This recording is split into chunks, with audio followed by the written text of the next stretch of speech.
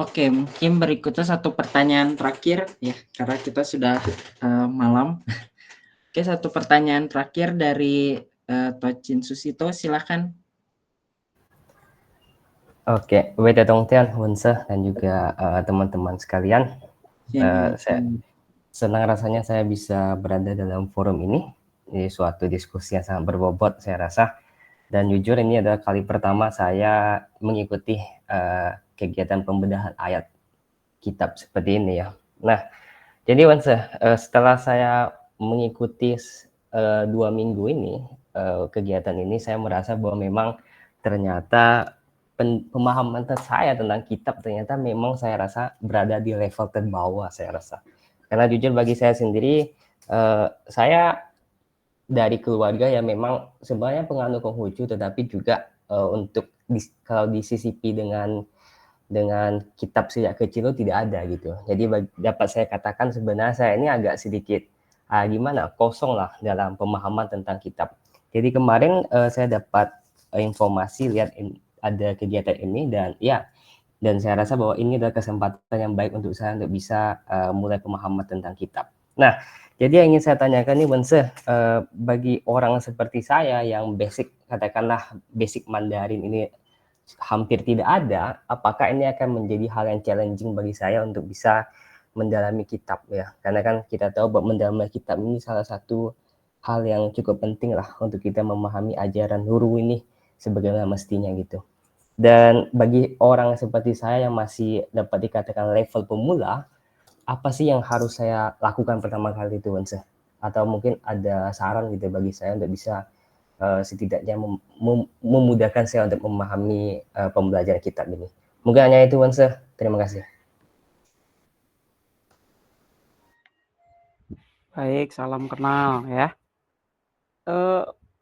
Ngomong-ngomong dari mana? Saya saat ini berdomisili di Pontianak, Wense. Oh, Pontianak. Oke, Kalbar ya. Sudah Kaoseng apa belum?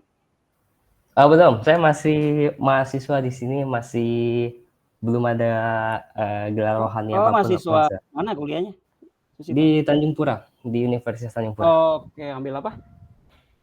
Saya saat ini mengambil ekonomi pembangunan, Wense. Sudah semester berapa? By the way. Semester keempat. Oke. Berarti masih muda banget ya? Iya, betul. Oh, jadi gini sih.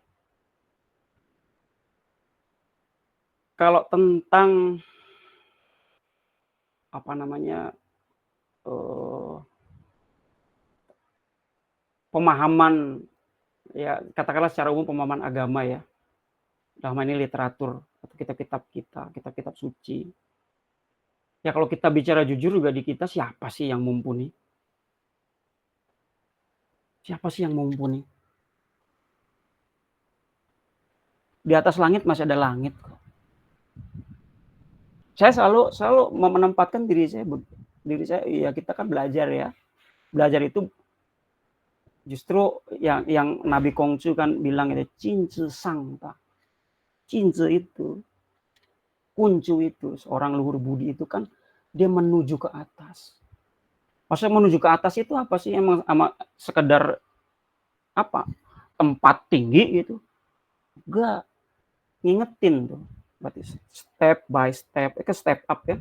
Terus sampai kepada titik tertinggi. Kalau kita sudah ada di titik tertinggi itu, kita akan melihat bagaimana, bukan berarti kita udah sampai tinggi ya, tapi semakin kita bertumbuh, ini wisdomnya semakin lebar. Jadi kalau misalkan wisdomnya semakin lebar itu, mestinya spirit yang tertanam di dalam batin itu justru semakin ya kecil kita tuh, karena dunia itu semakin lebar. Maka betul di atas langit itu ada langit. Soalnya masih ada langit. Jadi jangan pernah ini bukan lip service ya, Susito ya.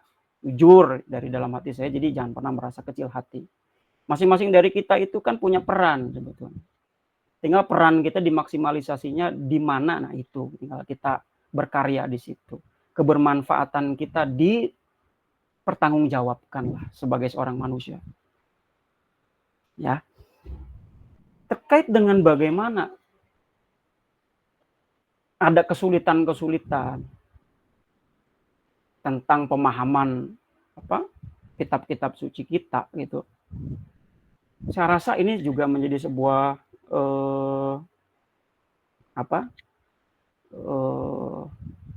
hal yang memang juga challenging-nya bukan buat kamu saja, tapi buat semua,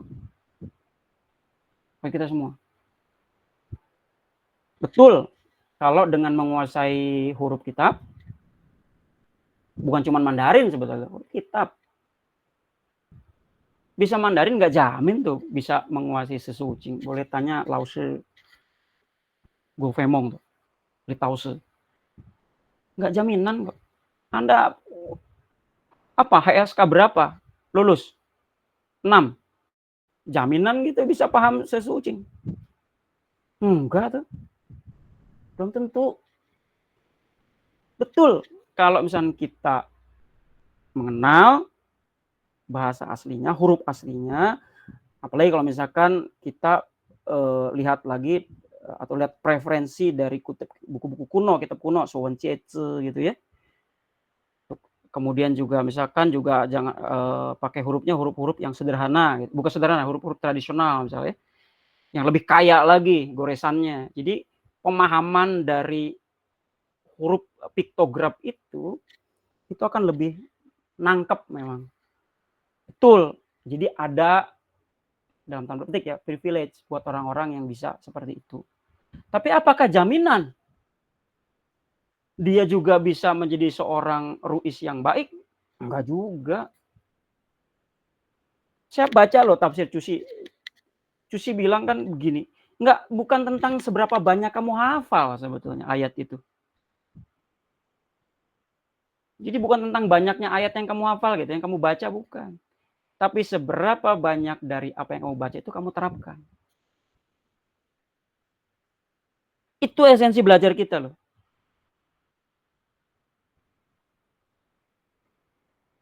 Cusi di dalam tafsirnya Chongyong Changqi itu menukil apa yang diucapkan oleh gurunya Cheng'i gitu ya, guru sebenarnya guru imajiner sebetulnya. Dia bilang begini tentang proses pembelajaran di Chongyong itu kan banyak-banyak belajar. Oke? Pandai-pandai bertanya. Hati-hati memikirkan. Jelas-jelaslah menguraikan. Tuh xingce terakhir. Lakukan dengan sungguh-sungguh gitu kan. Sungguh-sungguhlah melakukannya. Itu kan 5 aspek tuh.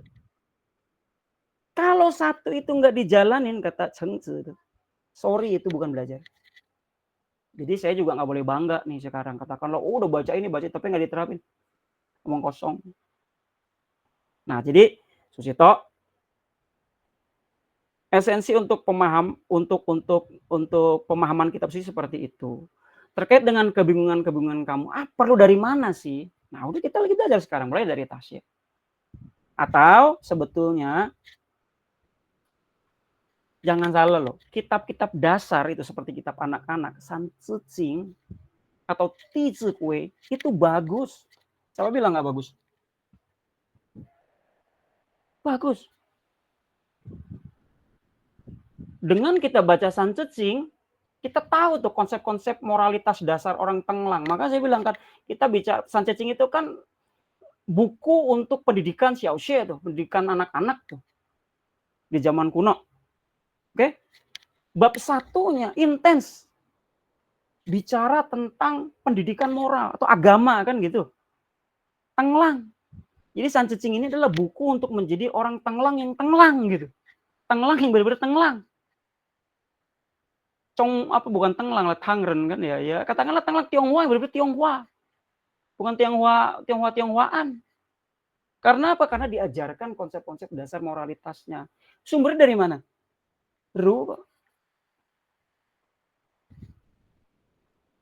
Dan di situ konsep-konsep dasarnya jelas. Justru orang-orang kita nggak baca San Tzu Ching, akhirnya tafsirnya kemana-mana. Segala ya maaf ini otokritik. Saya nggak perlu sebutin orangnya, tapi kan aneh juga letak sejati disebut Roh Kudus, kan konyol. Terus ketika ngomongin Ching itu roh jahat gitu, roh buruk. Jadi jangan, kita boleh berimprovisasi, boleh mengadop apa konsep-konsep ketuhanan yang mungkin kita anggap masih dalam koridor boleh, tapi jangan kebablasan, Dok. Kenapa bisa orang sampai berpemahaman bahwa watak sejati ada Roh Kudus, ya karena nggak baca Sansecing. Coba kalau baca Sansecing, jelas kok. Ya kan? 人之初，性本善，性相近，习相远。构不教，性乃坚nah tuh. Kalau singnya tidak dididik, nggak dikasih pendidikan moral yang baik, nggak dididik dengan baik, lingkungan yang baik, gitu, singnya bisa berubah jadi buruk. Roh Kudus bisa begitu? Konsep dari mana? Saya harus katakan biar kita nggak terkontaminasi parah gitu. Kemudian ada lagi penciptaan dilakukan pada saat petir itu dalam heksagram, dalam I Ching itu kan nomor 3, dibilang hari ketiga. Ini kan kemana-mana lagi. Mau ngadop kitab Genesisnya Bible. Mau dibawa kemana gitu kita. Ini saya ngomong agak keras, bukan berarti saya lagi gimana, tapi saya miris loh ngeliatnya gini. Ajaran kita tuh bagus sekali, luhur sekali. Tapi terkontaminasi oleh polutan-polutan yang anggap bahwa polutan apa seperti ini. Nah makanya saya ngomong seperti ini bukan berarti sedang menjelek-jelekan seorang, enggak ya. Ini otokritik buat kita. Kan saya juga bagian dari di dalamnya. Di dalam keluarga ini saya ada di situ. Tapi dalam konteks ini ya saya cukup menyesalkan gitu. Ada sampai teori-teori sampai sejauh itu. Walaupun katakanlah dengan argumentasi apapun itu, kalau tidak berdasar kepada pemahaman Konghucu yang benar, yang baik gitu, yang berdasar kepada konsep-konsep pendidikan dasar Konghucu itu sendiri, ya gimana? Oke, jadi isinya Susito gitu aja. Baca aja yang ada dulu. Yang kitab yang kamu punyai, dari semua kitab yang ada, jangan yang jauh-jauh dulu deh. Jangan baca Ucing, jangan dulu lah. Baca aja sesuatu dulu, mulai dari Tasye. Ya, nanti kita bisa kapan waktu kalau misalnya Susito ada kesulitan, ya, nanti bisa catat nomor kontak saya, minta aja kalau ke Lucky juga bisa.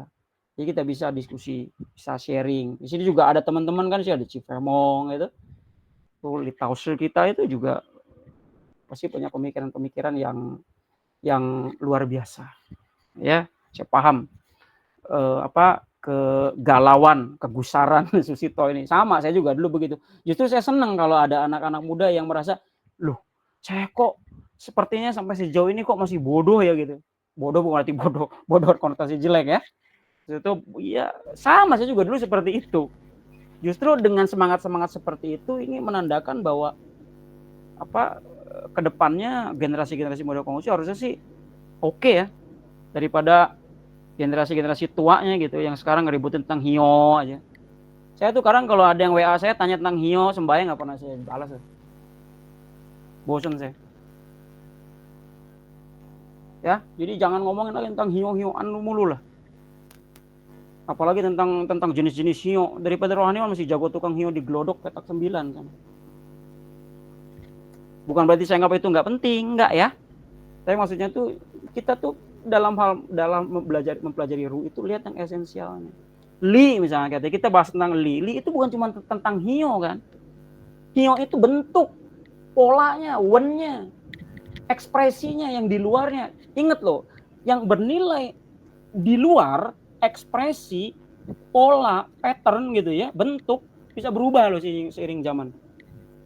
Lo bentuk Hio aja berubah dari zaman dulu. Zaman Nabi Konghucu yang pakai Hio kan enggak. Hio seperti sekarang joystick gitu. Jadi kita harus paham itu kan bentuk, itu bisa berubah. Justru orang kita ngeributin itu kan aneh. Warnanya diributin. Jangan kayak gitu. Li ya di dalam kita itu justru yang diambil yang esensial, yang akarnya, roots-nya, pennya. Apa itu? Berangkat dari nilai-nilai kebajikan keseharian, itu kan Konghucu.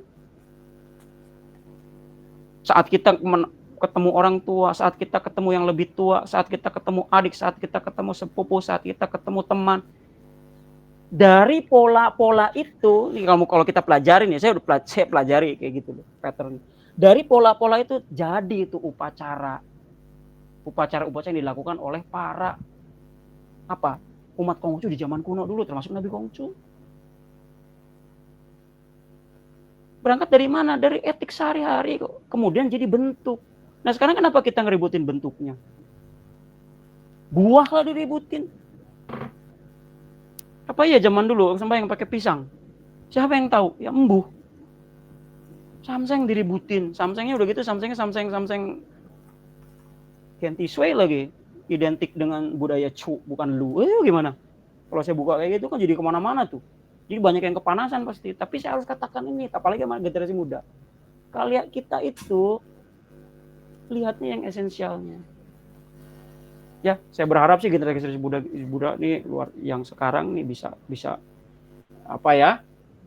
jauh melampaui pemikiran statis seperti itu. Cukuplah. Saya itu belajar Konghucu ya. Karena katakanlah gini ya Susito gitu. Saya itu aktif mulai mempelajari ajaran Konghucu itu mungkin di sekitar tahun 99. Saya kelas 2 SMA. Lulus 2001. Nah, udah mulai intens karena tanggung jawab untuk di kebaktian. Nggak ada orang khotbah gitu. Mau nggak mau kan harus baca kan. Karena litang kampung nggak ada yang khotbah, nggak ada yang bina. Makanya dulu kalau ikut dispensasi itu udah di ultimatum sama ketua makin. Urip, kamu kalau berangkat ingat ya, ambil ilmu sebanyak mungkin, bawa pulang, bagi kepada umat.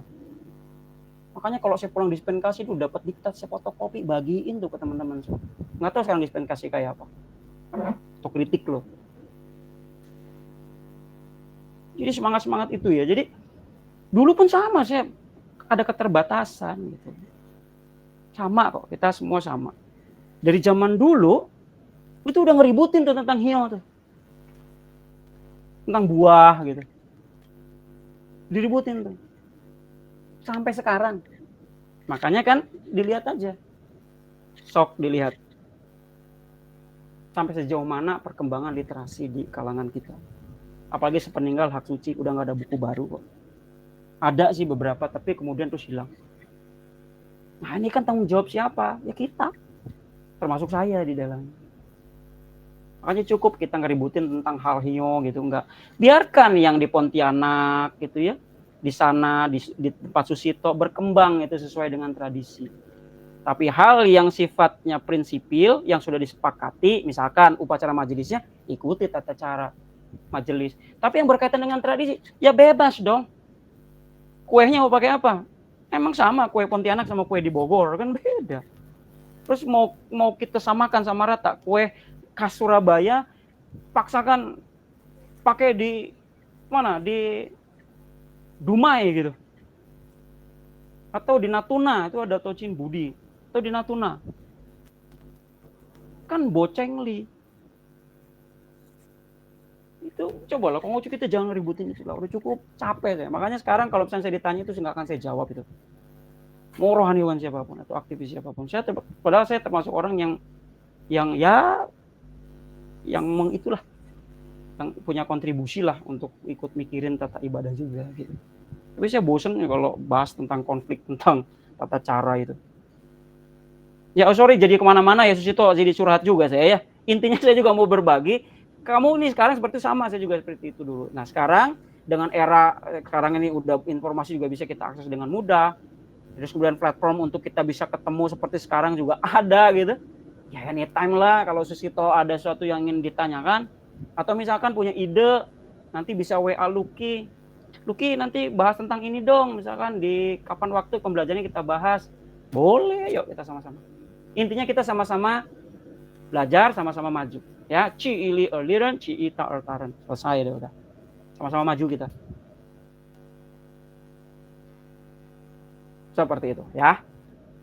Baik Bunse, terima kasih Bunse atas jawabannya.